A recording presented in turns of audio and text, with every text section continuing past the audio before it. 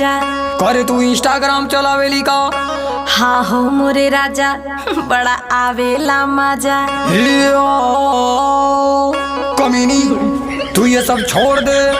ऐसे कैसे मैं इंस्टाग्राम छोड़ दूं राजा? अभी टाइम है जाने मन, तू होश में आ जा।